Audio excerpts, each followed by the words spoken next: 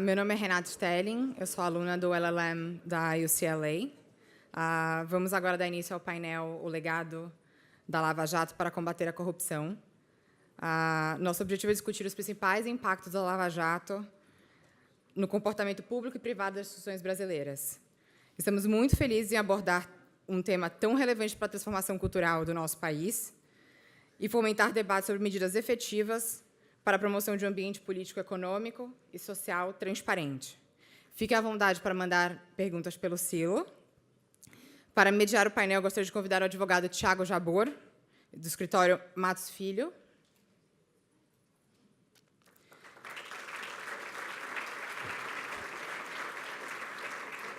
E, com muita honra, gostaria de convidar os nossos speakers. Cheryl Scarborough, sócio de compliance do escritório Simpson Thatcher e First Chief da FCPA Unit da SEC. A Excelentíssima Senhora Procuradora-Geral da República, Raquel Dodge.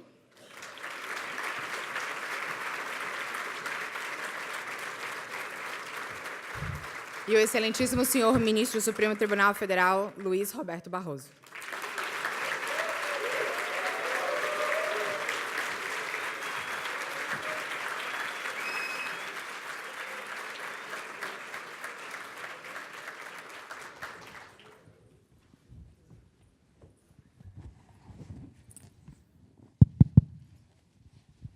Bom, boa tarde a todos, a todos que nos acompanham aqui no auditório e pelas redes sociais. Eu gostaria de começar dando as boas-vindas e agradecendo a presença dos nossos ilustres painelistas, parabenizando a organização da Brasil Conference por esse evento primoroso, que infelizmente já está se encaminhando para a sua reta final, e agradecer pela honra e a satisfação de fazer parte desse painel que vai discutir um assunto tão importante para o futuro do Brasil. O tema, quando se fala da ação do Estado, o tema da corrupção permeia todos os outros, porque ele drena recursos necessários para o Estado fazer frente a todos os demais desafios, né, que nós temos discutido nesses últimos 2 dias. Saúde, educação, inclusão, desenvolvimento sustentável, enfim, tantos outros. Eu gostaria de propor para os nossos painelistas, como recorte para a discussão, a evolução notável da forma como o Estado brasileiro combate a corrupção nos últimos 5 anos. Todo o recorte temporal ele é um pouco arbitrário, e é claro que essas evoluções são fruto de processos institucionais que começaram bem antes, sobretudo a partir da Constituição de 88, mas acho que não é exagerado dizer que, nos últimos 5 anos, houve uma revolução na forma como o Estado brasileiro combate a corrupção. Então, se voltarmos a 2013, com a edição da Lei Anticorrupção, também conhecida como a Lei da Empresa Limpa, que introduziu mecanismos de responsabilização das empresas por atos de corrupção praticados em seu interesse ou benefício, independentemente de culpa ou intenção, e trouxe para o nosso sistema jurídico os chamados programas de integridade, que são mecanismos que as empresas podem implementar para identificar, prevenir e remediar atos de corrupção praticados em seus negócios. Além disso, em 2013 também foi o ano da edição da Lei das Organizações Criminosas, que tornou mais eficaz o mecanismo conhecido como colaboração premiada ou delação premiada.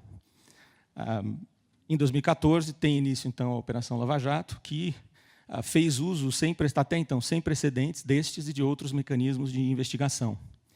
Para falar um pouquinho da Lava Jato em números, ela gerou cerca de 1.700 procedimentos instaurados, são 950 mandados de busca e apreensão, cerca de 220 mandados de prisão, entre prisões temporárias e preventivas, quase 400 pedidos de cooperação internacional, 163 acordos de colaboração premiada, 11 acordos de leniência e pedidos de ressarcimento da ordem de 38 bilhões de reais. Além disso, outras evoluções institucionais notáveis, né, a partir dessa nova estratégia de combate à corrupção, causou também uma evolução na jurisprudência, desde a primeira instância até o Supremo. Dando 2 exemplos, né, a proibição do financiamento privado de campanhas políticas e a permissão de cumprimento de pena a partir da decisão de segunda instância. Outras evoluções institucionais notáveis, como, por exemplo, a lei das estatais, que procura profissionalizar a gestão das empresas públicas e criar parâmetros para diminuir a influência política sobre essas empresas. E, por que não dizer, os acordos de leniência, como instrumentos que permitem a responsabilização das pessoas jurídicas, o ressarcimento eficaz e rápido do Estado e a continuidade da atividade econômica para não prejudicar aquelas pessoas que dependem dessa atividade para a sua sobrevivência. Então, acho que tudo isso mostra que, na verdade, não é exagerado se falar em uma verdadeira revolução nesses últimos 5 anos.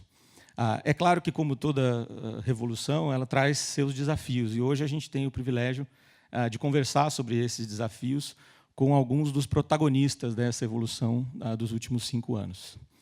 Então, dando início então à nossa conversa, Cheryl, eu queria começar por você, sob a perspectiva dos Estados Unidos, que convive com essa realidade há quase 40 anos, a partir da edição do FCPA. Olhando esse cenário, quais você acha que são os elementos mais importantes dessa evolução recente? E quais são as lições que a gente pode extrair dessa evolução para os próximos anos? First, let me say thank you very much for having me here, and my apologies because I must speak in English. I wanted to back up for a moment and tell you a little bit about the changing landscape in the United States, and then also talk about how that affects prosecution in Brazil and the relationship between the U.S. government and the government here, the government in Brazil, and also governments worldwide. I think when I began working at the Securities and Exchange Commission, where I worked for 19 years, there was very little prosecution of foreign bribery. That clearly changed over time. By the time I left the SEC in 2011, the Foreign Corrupt Practices Act enforcement unit had been created at the SEC, and a similar one at the Department of Justice. An increased focus on prosecution in the United States. But in addition to that, one of the things that changed over those years was an increased focus on working with regulators around the world. Earlier on, you really would just see the United States in terms of a lot of these major foreign bribery matters. One of the things that changed that, I think, was an increased ability to work together, to share information, to collaborate in terms of bringing these cases, and a willingness to do that. One of the matters that I was responsible for at the Securities and Exchange Commission was the prosecution of Siemens.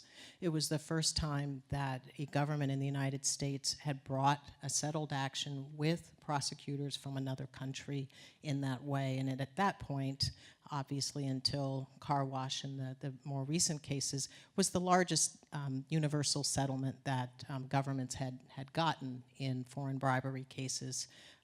And I think that in some ways that opened the door to what you're seeing now, where U.S. governments, the U.S. government works very closely with counterparts in other parts of the world, a lot of that because of their membership together in the OECD, a lot of that because of increased sophistication in terms of how to investigate these matters. They share bank records and other data that makes it very, very easy, or at least easier for them to build the cases from the beginning up until actual even litigating them. And in addition, there's a willingness to work together to actually bring the action together. And you've seen many joint announcements lately, and I think you'll see more, where prosecutors from the United States and those from abroad will bring settled actions in which they're sharing parts of the sanctions. As you saw, obviously, you see with Braskem Odebrecht, many of these cases, there is an effort to share a portion of the sanctions. So I think that we should expect to see much more of that going forward. One of the things I wanted to talk about in terms of the change in landscape is something recent that happened, both, I think, here in Brazil, we've seen it, but also in the United States, and that's the government's increased focus on incentivizing companies to cooperate and to self-report foreign bribery matters. In the United States, about a year ago, there was a pilot program that was announced in which the government made it clear what the benefits could be to a company that did those things, that self-reported a violation, that cooperated in an investigation, and then showed that it had remediated whatever the issue was. The government brought that out as a one-year pilot, and then very recently decided to make that a more permanent part of its program, and made it very clear that companies that do all of those things can get up to a 50% reduction off of the fine they might otherwise pay. That guidance also gives a lot of detail in terms of the things companies need to do to be able to qualify for that benefit. For example, self-reporting is a big component of that. In addition, when they say cooperation, they mean a lot of things. One of the things you see a lot is companies making their own employees available for interviews in the United States, providing translations of documents, highlighting key documents for the government, helping them build and bring the case. And in terms of remediation, I think you will also see an increased emphasis on the state of the compliance program, both before the conduct and after. You know, how strong was that compliance program, the tone at the top, how strong was the program that was in place at the time, what caused the problem, and what has the company done to fix that going forward. The government is now taking a very, very close look at all of those details and then making its own judgment as to whether it thinks that those things are sufficient to get the ultimate benefit. And so even in Brazil, as I'm sure you know, there's been an effort to do that. There was a recent announcement of new guidance that went along with your Clean Company Act that makes it clear that if companies do those things here in Brazil, they will also potentially benefit from a reduction in the fine they would pay. I think it'll be interesting to see what happens going forward because you know, one of the things companies always need to figure out is, well, if I self-report in Brazil, do I also need to self-report in the United States, for example? If I agree to enter into a leniency program in Brazil, is that just with one agency, or does that cover all of them? And does that cover all the possible collateral consequences? What about what we call debarment, or inability to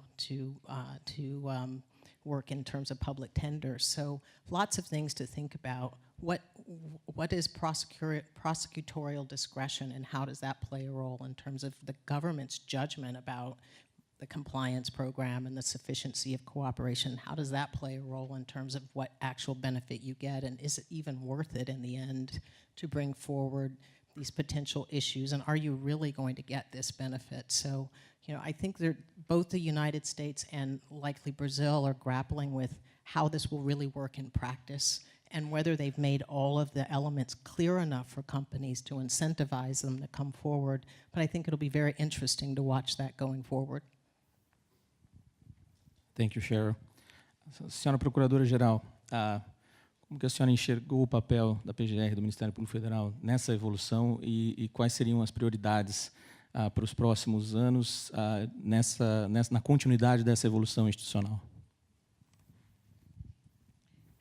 Boa tarde a todas e todos. Uma alegria enorme estar aqui, uma grande honra, na verdade, poder participar de mais essa edição da Brasil Conference, da qual eu já tinha ouvido falar tantas vezes ao longo dos últimos anos. Eu queria muito agradecer aos alunos por essa iniciativa, por persistirem nela. Queria também agradecer aos professores e aos patrocinadores, e o faço na pessoa do Tiago Jabor e do Carlos Costa, que fizeram inúmeros contatos conosco e tornou essa vinda possível. Cumprimento aqui também a Renata, o ministro Barroso, a Sherry Scarborough, e tenho a expectativa de, ao retornar a esta prestigiosa instituição, o MIT, a Universidade de Harvard, retomar muito da alegria que tive de passar aqui 3 anos da minha vida acadêmica. Fui fellow do Programa de Direitos Humanos da Harvard Law School, fiz aqui o meu LLM, depois fui visiting researcher também na Harvard Law School, E tenho uma absoluta convicção de que os anos que passei aqui amadureceram muito a minha vida profissional e foi muito decisivo para que eu me tornasse a primeira Procuradora-Geral da República Mulher no Brasil. E eu queria muito...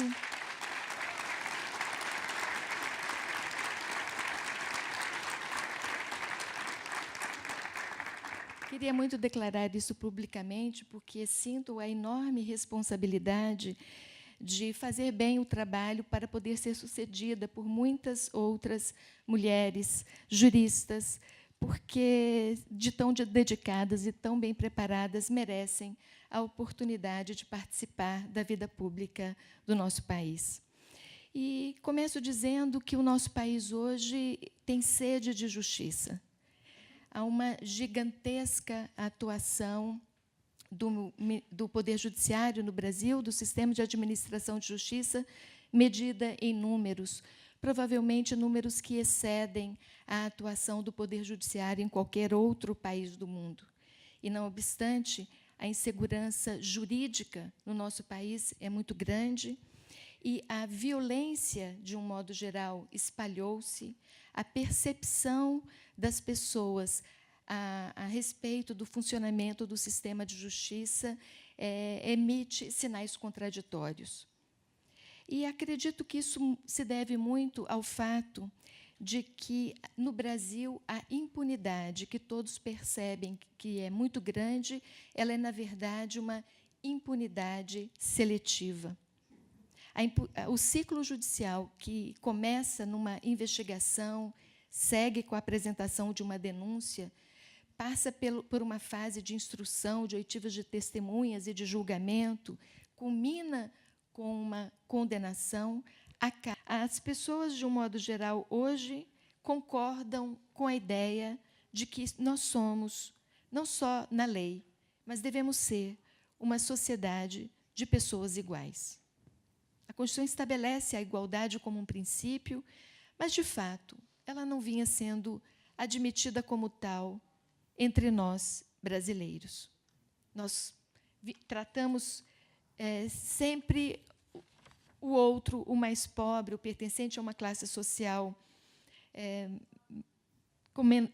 onde as pessoas têm menos recursos, de um modo diferenciado, e achávamos isso natural. Essa atitude tem mudado.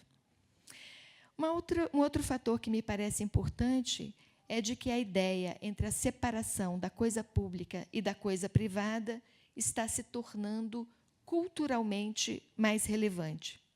Historicamente, a confusão entre o público e o privado e a tolerância no Brasil com esta confusão prevaleciam, sobretudo quando esta confusão era praticada por autoridades públicas ou por pessoas bem posicionadas na sociedade. As pessoas apropriavam-se de bens públicos, utilizavam helicópteros públicos para fins privados, permitiam a construção de obras públicas em propriedades privadas, permitiam o uso de servidores públicos para atender, para prestar serviços privados, permitiam e toleravam a corrupção de verbas públicas que via impedindo a realização de serviços públicos e serviços públicos essenciais para a população nas mais diversas cidades e nos lugares mais distantes do Brasil. Saúde, educação, transportes, são serviços públicos que contam há muitos anos com um orçamento público elevado, mas nós nunca tivemos atitudes realmente incisivas para cobrar que os serviços públicos fossem efetivamente prestados, que fossem prestados serviços públicos de qualidade. E, apesar de todos nós sabermos que muitas autoridades nos municípios e nos estados ficavam furtando, ficavam com os recursos públicos que roubavam, que furtavam, não havia uma atitude social de nítida intolerância com estas práticas. Seletividade, celeridade e resolutividade são duas outras importantes novidades recentes. as decisões do Mensalão e da Lava Jato têm nos mostrado que é possível diminuir o tempo médio de duração de cada processo. E nos últimos 30 anos, acho que houve um marco institucional importante, que foi a criação de um Ministério Público dotado de 3 garantias constitucionais que, antes de 1988, só eram aplicáveis aos juízes, que é a irredutibilidade de vencimentos, a inamovibilidade e a independência funcional. Isso significa que há hoje um corpo de promotores públicos e procuradores da República muito bem formado e que é independente para promover a investigação e a aplicação da lei como ela deve ser feita. A este conjunto de coisas, de um lado, a opinião pública, instituições fortes que surgem com a Constituição de 1988, creio que 3 outras novidades que, trazidas, por coincidência, ao tempo em que instauradas as investigações do Mensalão e da Lava Jato, devem ser saudadas. A primeira, a colaboração premiada. Por que ela é importante? Exatamente porque o crime de colarinho branco é praticado a portas privadas, sob o conluio do grupo que o pratica, e é preciso dar prêmio a quem resolve romper essa simulação, essa ilicitude.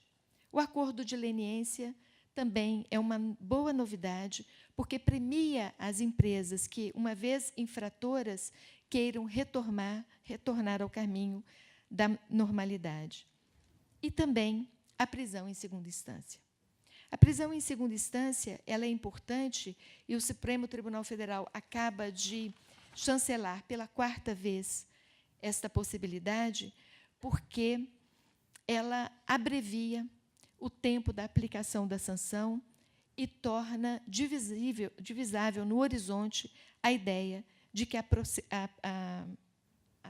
condenação vai ser realmente cumprida. Este adiamento da aplicação da sentença é o que fazia exatamente os principais infratores ficarem imunes à atuação da justiça e que a tornava tão seletiva.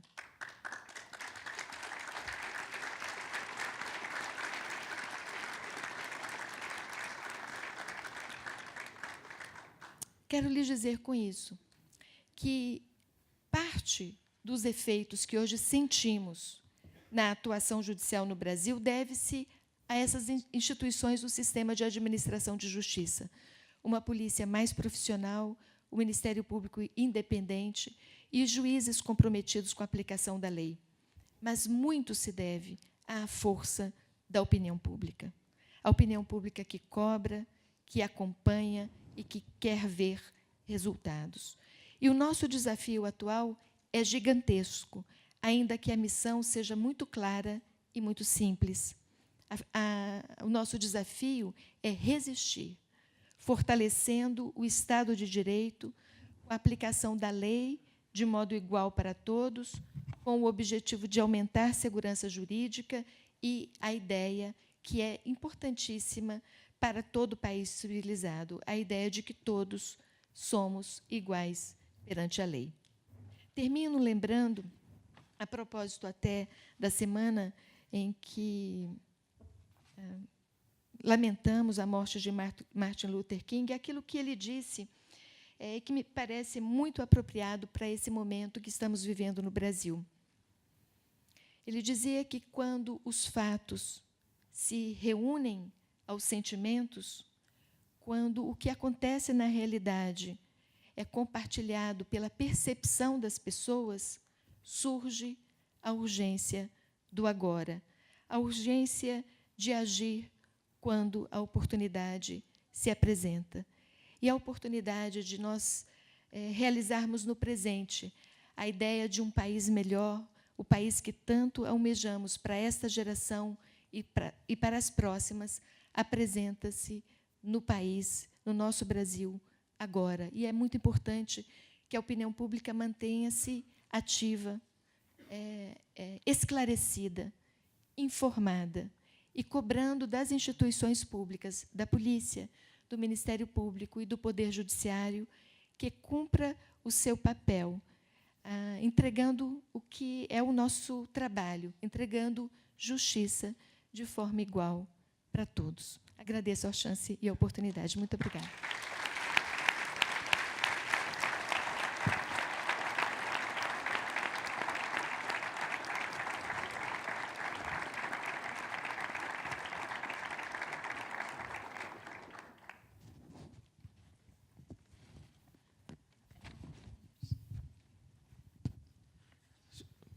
Senhor ministro, gostaríamos de, então, ouvir o senhor a respeito do papel do judiciário nessa evolução tão bem comentada pela senhora Procuradora-Geral e de qual será o papel futuro de consolidação dessas mudanças para que elas se mantenham no longo prazo.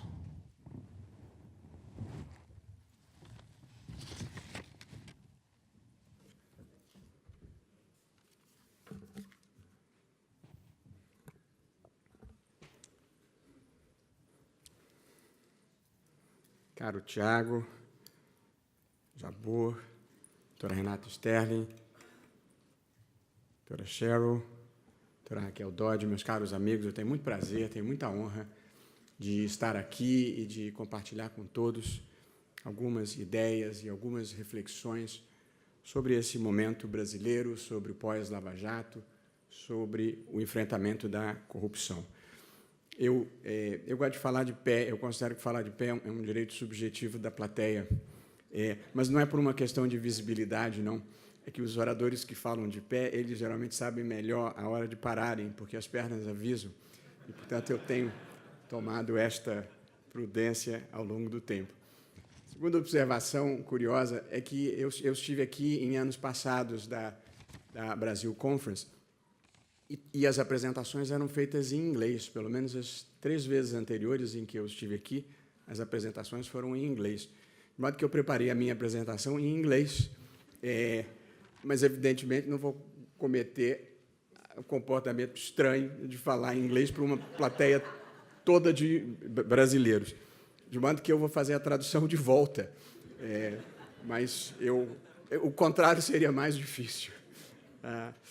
Portanto, vamos às nossas reflexões. Eu diria, o Brasil vive um momento muito difícil. Eu não preciso explicitar esse fato com muito detalhe. Mas eu gostaria de dizer, porque corresponde verdadeiramente à minha crença, que eu não fui colhido pela onda de negatividade que, de certa forma, tem afetado a própria autoestima das pessoas de uma maneira geral. Eu acho que nós estamos às vésperas de um novo começo. E um novo começo, ele começa pela destruição criativa da velha ordem. E, portanto, eu acho que este é um momento complexo e difícil que nós estamos vivendo.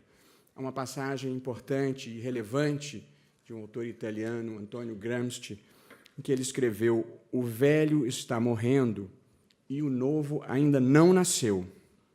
Nesse interregno, uma grande variedade de sintomas mórbidos aparecem. Este é o momento brasileiro. Este é o deserto que nós estamos momentaneamente atravessando. Mas sou convencido de que nós vamos escapar com vida e de que vamos fazer um país melhor e maior. Eu ainda hoje vivo para procurar realizar os meus sonhos de juventude. E eu me lembro, quando eu era jovem, de ter lido um poema do Tiago de Mello que ainda hoje ilustra um pouco a sensação que eu tenho, que ele escreveu assim: madrugada camponesa faz escuro, já nem tanto. Vale a pena trabalhar.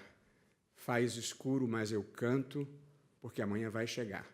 E eu tenho a firme convicção, a Raquel lembrou o Martin Luther King, que tinha uma passagem em que ele dizia: depois das noites mais escuras é que vêm as belas alvoradas. Portanto, acho que esta é a minha sensação, esse é o meu diagnóstico do Brasil nesse momento, de um país que está se reinventando. Ainda nesse momento em que falamos de corrupção, eu gostaria de observar, porque considero importante, que enfrentar a corrupção não pode ser a única agenda de um país. Enfrentar a corrupção e criar um ambiente de integridade é uma premissa para que se realizem todas as outras coisas. Portanto, nós não podemos esquecer que nós temos outras prioridades que incluem uma reforma política importante, uma reforma da Previdência inevitável, uma reforma tributária necessária. Nós precisamos ter uma agenda social relevante em que a educação seja, de fato, uma prioridade e não um slogan.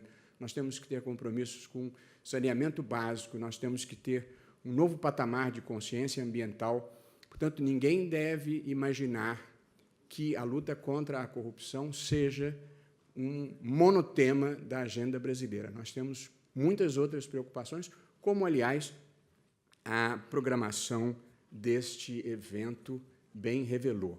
Tanto em educação como em saúde, temos um país por fazer e muitos desafios ainda para a nossa geração. Porém, o tema deste painel é o tema da corrupção e como a Operação Lava Jato e esse esforço têm impactado a realidade brasileira.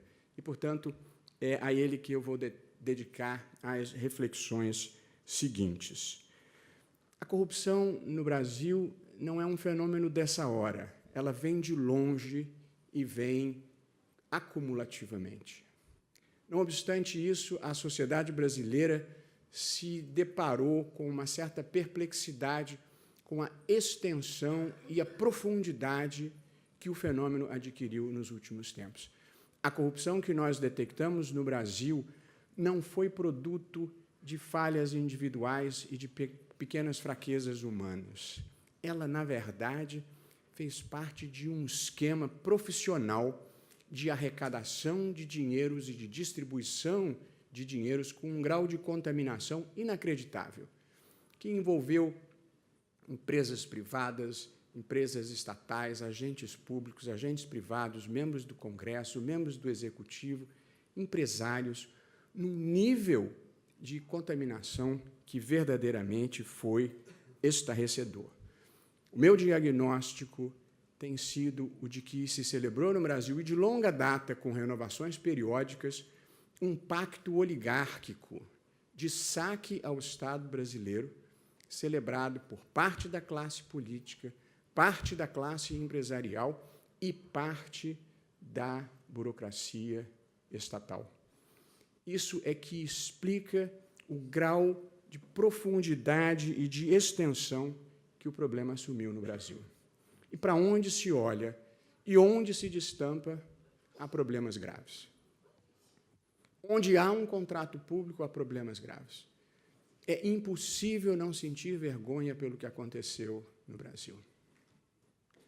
E, por outro lado, eu acho que nós devemos nos orgulhar, porque poucos países do mundo tiveram a coragem e a determinação de enfrentar o problema com o empenho que nós o estamos fazendo, apesar de todas as dificuldades, apesar de todas as resistências, esse esforço hercúleo da sociedade brasileira, com apoio de boa parte dos meios de comunicação, com apoio das redes sociais, que é esse esforço para a elevação da ética pública e da ética privada no Brasil. Portanto, é um sentimento misto de vergonha e, ao mesmo tempo, de orgulho, porque nós estamos tendo a coragem de parar de varrer para debaixo do tapete.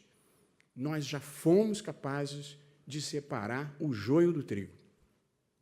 O grande problema que nós estamos enfrentando ainda é a quantidade impressionante de gente que ainda prefere o joio. Mas, mesmo assim, nós já sabemos o caminho que nós queremos seguir.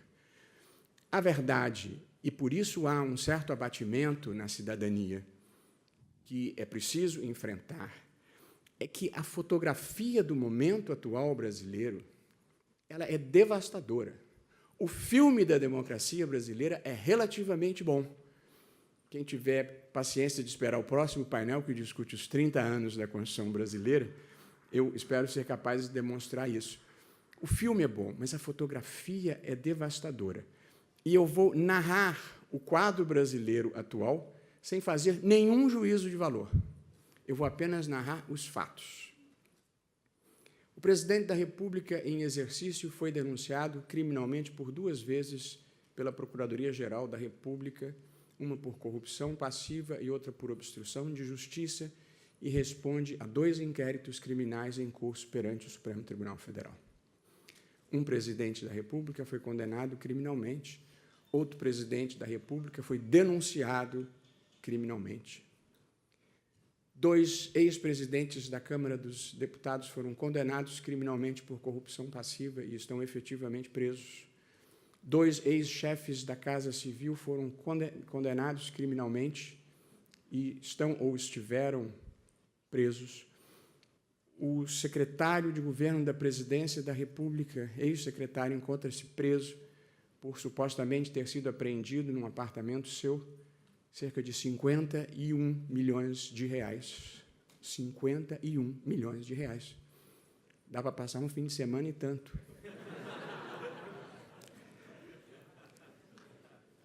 Diversos governadores de Estado estão presos ou respondem a processos criminais. Todos os conselheiros, menos um, de um tribunal de contas de um Estado da Federação foram presos. Um ex-candidato a presidente da República foi denunciado criminalmente. A colaboração premiada da Odebrecht envolvia mais de 400 agentes políticos. A colaboração premiada da JVS envolvia mais de 1.800 políticos. A descrição é tão assustadora, é tão impressionante, que alguém poderia imaginar que há uma conspiração contra tudo e contra todos. Só há um problema com essa teoria: os fatos. Os malditos dos fatos.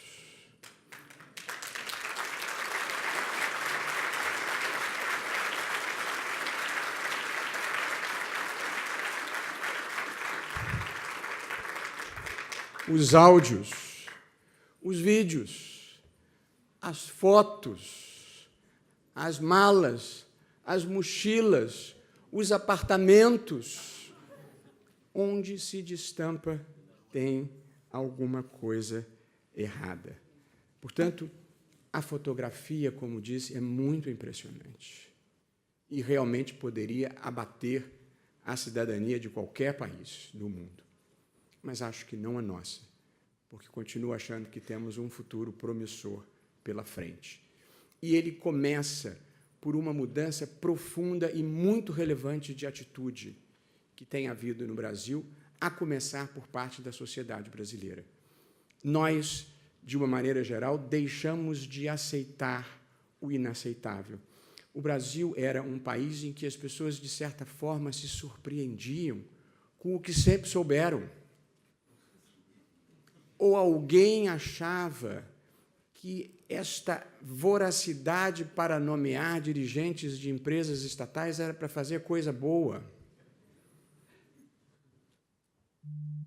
Portanto, há uma profunda mudança de atitude na sociedade brasileira, de inaceitação. E acho que isso tem impulsionado as instituições a atitudes mais positivas. E acho que, a partir do Supremo Tribunal Federal, como lembrava a doutora Raquel, com o mensalão, se começou a mudar um paradigma de impunidade no Brasil. As instituições começaram a mudar de atitude e o mensalão abriu o caminho para a Operação Lava Jato, que, de certa forma, produz uma revolução profunda e silenciosa nos hábitos políticos e nas práticas das empresas privadas no Brasil. Além disso, tem havido mudanças na legislação, com a lei anticorrupção, lei do colarinho branco, penas mais graves para os crimes de corrupção ativa e de corrupção passiva, e mudanças igualmente importantes na jurisprudência, como a possibilidade de execução das decisões depois do 2º grau, a validação da lei da ficha limpa e a invalidação de um modelo mafioso de financiamento eleitoral que vigorava no Brasil. Portanto, há mudanças variadas nas instituições em geral. A sociedade já mudou, o judiciário está mudando aos poucos, a política ainda não mudou, mas vai mudar, porque não é possível tanto tempo de descolamento entre a sociedade civil e a classe política. Portanto, em algum lugar do futuro virá um raio de luz patriótico e nós vamos também começar a mudar este modelo que, como disse, produziu um descolamento entre a classe política e a sociedade civil. Também é um tema sobre o qual, ao debater os 30 anos da Constituição de 88, nós poderemos conversar brevemente. Esse processo de mudança, no entanto, ele enfrenta uma grande quantidade de reação. Como eu falei que era um pacto oligárquico, há também uma reação oligárquica. Porque essas mudanças de atitude fizeram com que um sistema punitivo que até anteontem só era capaz de punir menino pobre com 100 gramas de maconha e era incapaz de atingir qualquer pessoa que ganhasse mais de 5 salários mínimos, este sistema começou, aos poucos, ainda seletivamente, mas progressivamente, a alcançar pessoas que se supunham imunes e impunes e que, portanto, praticaram uma grande quantidade de delitos. Um direito penal absolutamente incapaz de punir a criminalidade do colarinho branco criou um país de ricos delinquentes, gente que pratica sem nenhuma cerimônia corrupção ativa, corrupção passiva, peculato, fraude em licitação, lavagem de dinheiro, com um índice mínimo de punição. A doutora Raquel lembrava, pune-se muito e pune-se mal. Menos de 1% da população carcerária brasileira está presa por crimes de colarinho branco. As grandes preocupações da sociedade brasileira são violência e corrupção. Nem metade das pessoas do sistema estão presas por uma dessas duas disfunções, sendo que, em matéria de colarinho branco, menos de 1%. Portanto, o impacto extremamente negativo desse direito penal ineficiente nos trouxe à situação em que nós vivemos de naturalização das coisas erradas. E hoje, esta reação contra a mudança dessa velha ordem, a reação contra a criação de uma nova ordem, vem basicamente de 2 lotes de pessoas. O primeiro é o das que não querem ser punidas pelas muitas coisas erradas que fizeram ao longo dos anos, que eu até consigo compreender, porque é um instinto humano. Mas há um lote pior, que é o dos que não querem ficar honestos nem daqui para frente e que gostariam de manter tudo como sempre foi, porque já não sabem mais voltar a viver honestamente. Acostumaram a viver com o dinheiro dos outros, acostumaram a viver com desvio de dinheiro público. E é esta dificuldade de quebrar o paradigma nesta matéria que ainda retarda o processo de transformação do Brasil, sendo que as resistências vêm, inclusive, de pessoas que não estão diretamente envolvidas, porque há no Brasil um tropicalismo equívoco de supor que corrupção ruim é a dos outros. Corrupção ruim é a de gente que eu não gosto, ou do partido que eu não gosto. Mas, se for corrupção dos que eu gosto, dos que frequentam os mesmos banquetes e os mesmos salões, aí não tem o mesmo problema e não tem a mesma gravidade. E isto retarda indefinidamente a criação de um país em que a integridade seja o patamar mínimo de convivência entre todas as pessoas. O bem e a integridade estão acima de qualquer ideologia. Talvez esta seja a minha fé mais profunda nesse momento brasileiro. Criar uma cultura de cultivo ao bem e à integridade como algo prévio, porque um país democrático pode ter projetos conservadores, progressistas ou liberais de poder. Tem espaço para todo mundo na democracia. Só não pode ter espaço para projetos desonestos de poder, para projetos de apropriação privada do espaço público, para projetos de desvios de dinheiro. Portanto, o grande pacto que eu acho que deve unir a sociedade dividida brasileira é um pacto de bem somado à integridade antes de qualquer discussão ideológica, porque é muito mais fácil conviver com alguém que pensa diferentemente o papel do Estado do que conviver com alguém que está desviando o dinheiro do Estado para si, contra o interesse público de uma maneira geral. Eu gostaria de...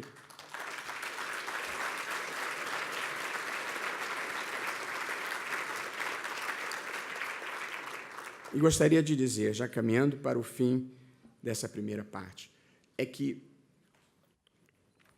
ninguém deve pretender demonizar ou criminalizar a política. Numa democracia, política é gênero de primeira necessidade. E as alternativas são piores e nós já as conhecemos. Portanto, nós não queremos alternativas nem militares, nem tecnocráticas, nem as da polícia política. Portanto, o projeto de país que nós queremos é um projeto de melhorar a política, porque não há alternativa fora da política. E a política nem sempre tem a linearidade e a racionalidade que uma certa ansiedade por avanço social, às vezes, demanda, e é preciso ter compreensão e é preciso ter paciência. Mas, do mesmo modo que não se deve criminalizar a política, não se deve glamourizar o crime. E, portanto, quem cobra dinheiro para dar desoneração em medida provisória, quem achaca em comissão parlamentar de inquérito, ou quem cobra pedágio para dar financiamento público, isso não é criminalização da política. Isso é crime mesmo. E, portanto, eu acho que nós não devemos fazer de conta que essas coisas não aconteceram.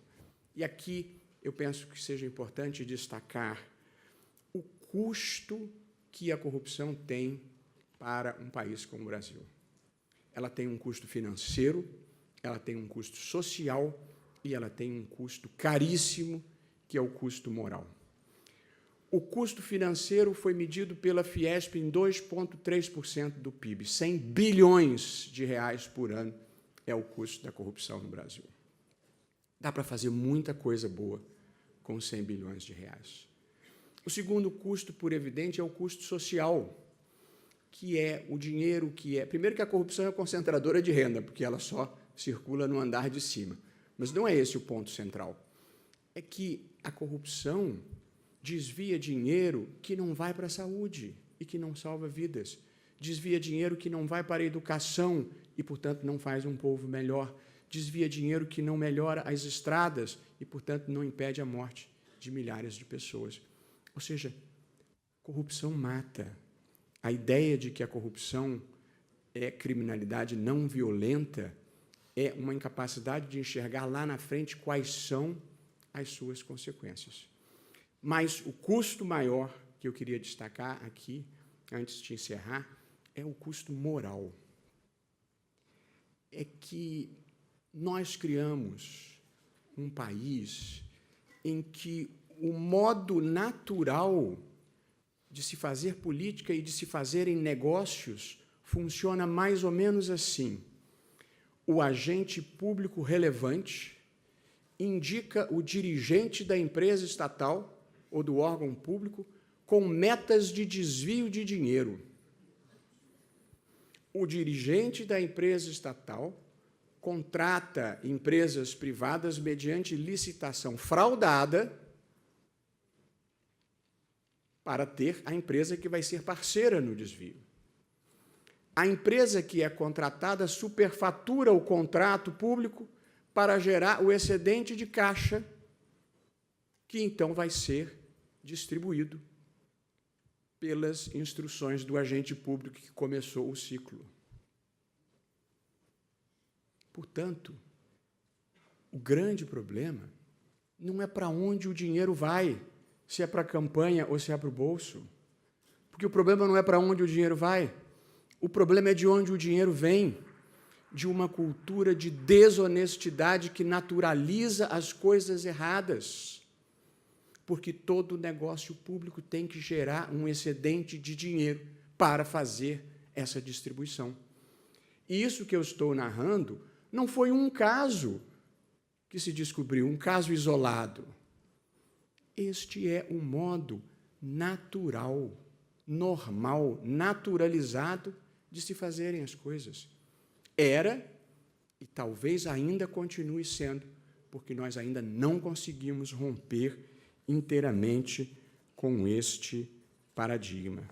E, portanto, esses custos têm que ser contabilizados e nós precisamos enfrentá-lo, porque ele nos faz um país melhor, pior, ele nos mantém um país de renda média. Não há nenhuma razão que justifique um país como o Brasil não conseguir furar o cerco e continuar a ser um país de renda média, salvo esta apropriação por elites extrativistas que criam um país para elas e que o saqueiam.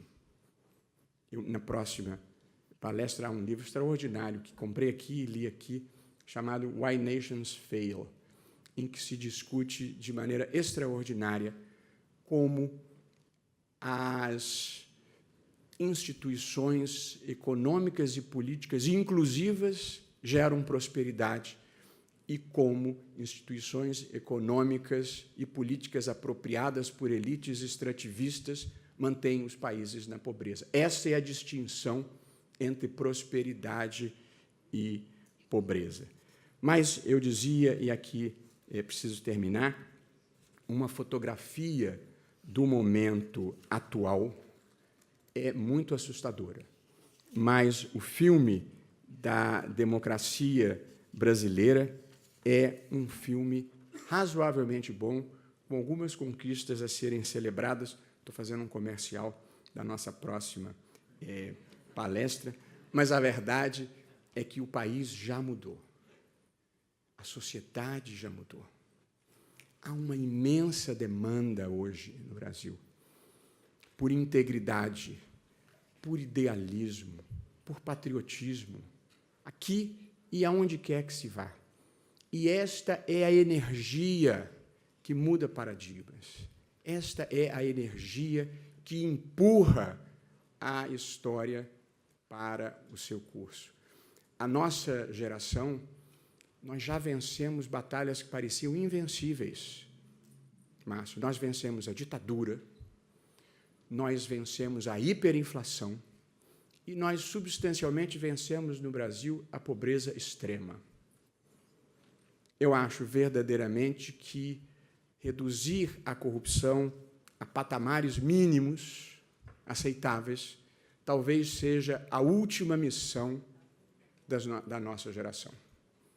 E, a partir daí, a gente pode sair de cena e deixar um país melhor e maior para os nossos filhos. Muito obrigado.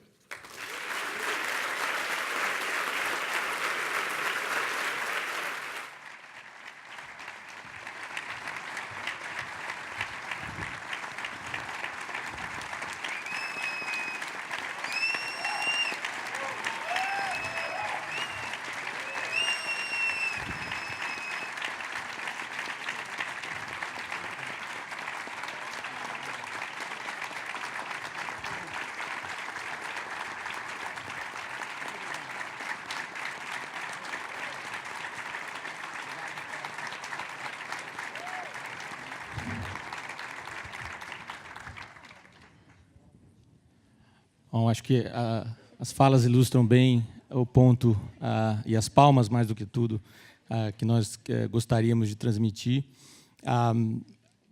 Ilustra também como, na fala da doutora Raquel e do senhor ministro Barroso, como não só os que estão, os panelistas e os que estão no palco, mas também como essa é uma tarefa de todos, inclusive as pessoas que estão na plateia, quem nos acompanha pelas redes sociais. Como era de se esperar, um fluxo sem precedentes de perguntas que chegaram pelo aplicativo, o que dificulta bastante, né? Quando você lida só com o auditório é mais fácil. Na internet é uma quantidade enorme de perguntas e todas elas muito interessantes, mas aqui, pelo bem do andamento do evento, tem uma que apareceu com alguma recorrência e que permite que a gente peça comentários aos três painelistas, comentários breves de 3 minutos para que a gente fique dentro dos 15 minutos que ainda nos restam. E a pergunta é qual é a medida ou a mudança ou a reforma que deve ser feita. A mais importante para que o que a gente hoje chama do legado da Operação Lava Jato, talvez antecipando um pouco os efeitos futuros, não se percam, ou seja, para que efetivamente aquela mudança que se observa hoje em dia se conserve no longo prazo e a gente observe essas mudanças efetivamente acontecerem. Então, começando pela mesma sequência, Cheryl, da sua experiência nos Estados Unidos e de ter acompanhado ao longo da sua carreira também como agente público responsável pela aplicação da legislação anticorrupção norte-americana, o que você entende que foi a medida mais importante para fazer disso um movimento sustentável? Well, I think that's a very good question and a hard one. One of the things I think that it's important is to sustain the momentum, because I think sometimes there's a sense of complacency. You've brought one big matter and then you move to other focuses. I think if the momentum keeps building and the government keeps its focus on enforcement of these matters, if sanctions are imposed on people, in particular on individuals, then that brings change, because there's clearly an incentive, particularly if there are criminal sanctions. People are the ones who do these things. They may do them through corporations, but it's really individuals who are behind all of these events. And so bringing real prosecutions against individuals, holding them accountable, sends a strong message of deterrence, which is one of the things you want. So I think you need to increase the momentum and the resources at the government level, make sure that the law is truly being enforced and being enforced in a forceful and equitable way. And then in addition to that, continue to focus the effort on the individuals who are behind this, because those are the ways I think that you can really effectuate change going forward. Também vou na mesma linha. Eu acho que é importantíssimo manter as instituições fortalecidas. O fortalecimento das instituições no Brasil é diretamente responsável pelo sucesso do Mensalão e da Lava Jato. Investidas contra o Ministério Público, que hoje é independente, tem garantias institucionais relevantes para dar coragem para tocar a acusação, é muito importante. Uma longa história, como assinalava o ministro Barroso, de oligarquias que se apropriaram do Estado e tornaram privada a coisa pública, ela precisa de coragem para enfrentar esses malfeitos. E isso não acontece ao acaso. Um processo não chega por geração espontânea ao judiciário. Ele precisa ser investigado, e é uma investigação difícil, por vezes longa, submetida a pressões de toda a ordem. Então, na minha instituição, e me cabe zelar por isso como Procuradora-Geral da República, é importante que nós mantenhamos este estatuto do Ministério Público, tal como ele existe no Brasil desde a Constituição de 88. Então, não pode haver retrocesso no tocante às garantias institucionais. Não pode haver retrocesso com a aprovação de leis de abuso de autoridade que inibam a atuação de um promotor, de um procurador da República independente.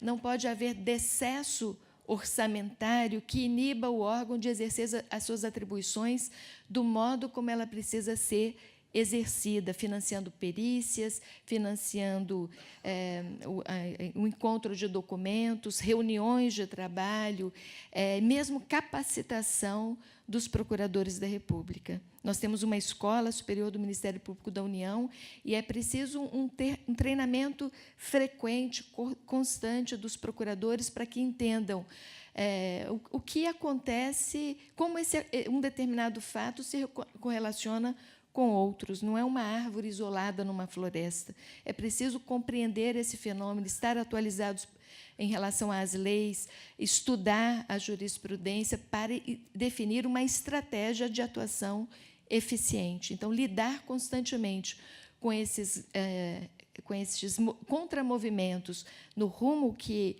as investigações têm nos levado e trouxe as respostas que trouxe até o momento, é muito importante. E eu acho que, nos próximos anos, veremos ressurgirem movimentos no sentido de diminuir a força das instituições, seja no tocante ao Ministério Público, talvez diminuindo o seu estatuto jurídico, o seu orçamento de trabalho, os instrumentos jurídicos que hoje temos, dos quais falei pelo menos em 3, a colaboração premiada, a lei de compliance e a questão da prisão em segunda instância, mas podem vir outros movimentos que enfraqueçam a atuação institucional. E, sem ela, o caso não chega pronto para ser julgado no Judiciário. Então, acho que isso é muito importante. Tenho 31 anos, 32 de Ministério Público Federal,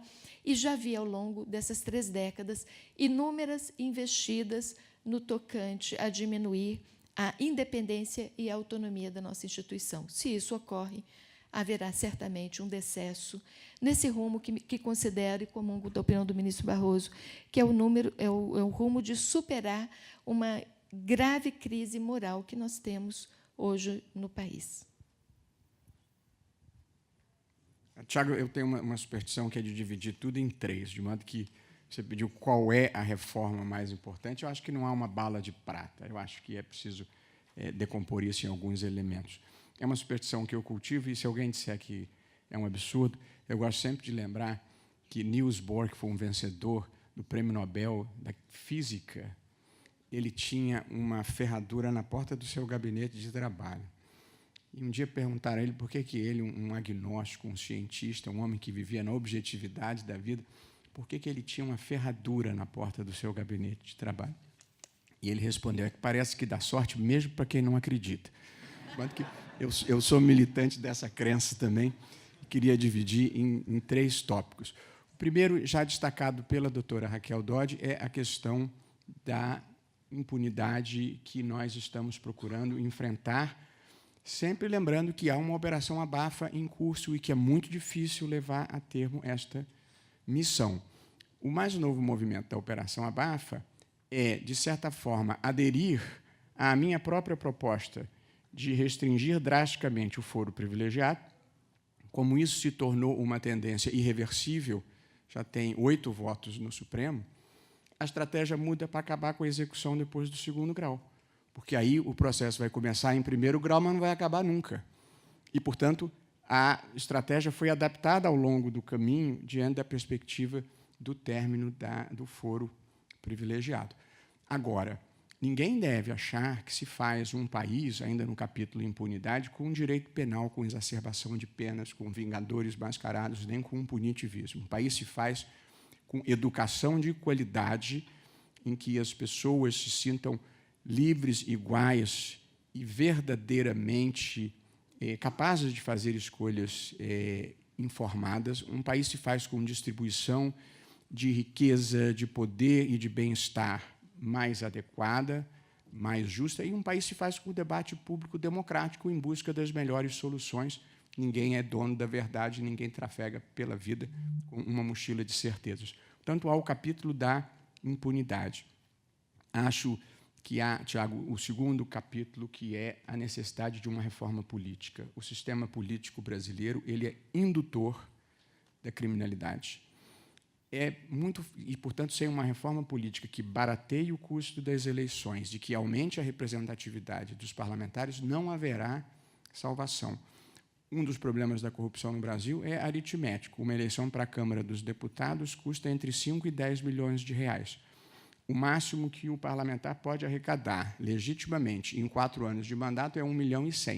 Basta fazer a conta para ver que esse dinheiro vai ser buscado em algum lugar. Então, nós temos que fazer uma reforma política que supere esta perversidade corruptora que decorre da aritmética. E eu penso que também nós vamos ter, e isso vai precisar de um choque cultural, nós vamos precisar de uma diminuição do Estado. Mas não é uma diminuição de programas sociais, nem de redes de proteção para quem precisa. É uma diminuição nesse número absolutamente espantoso de cargos em comissão que existe no Brasil. Nós somos recordistas mundiais, quase 30 mil cargos em comissão, que é para lotear a administração pública com gente incompetente, mas que é parceira, e não com um modelo que você prestigie a meritocracia. Além de uma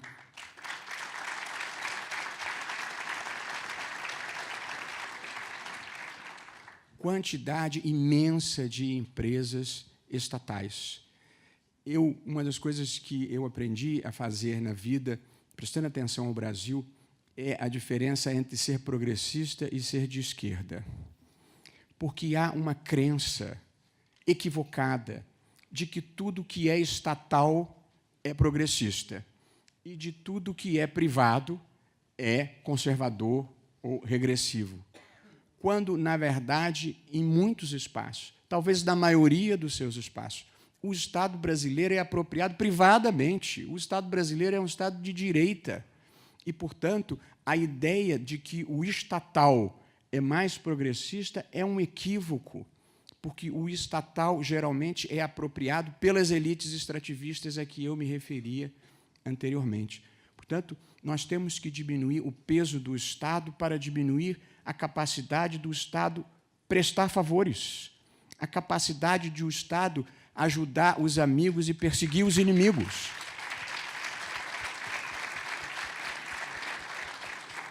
Não é o Estado mínimo, é o Estado que exista para quem precise do Estado, e não esse Estado que é apropriado privadamente por essas elites extrativistas. Portanto, eu acho que o combate à corrupção envolve diminuir o risco da impunidade, modificar o sistema político porque ele é indutor de corrupção e diminuir o Estado para torná-lo menos capaz de criar dificuldades e vender favores.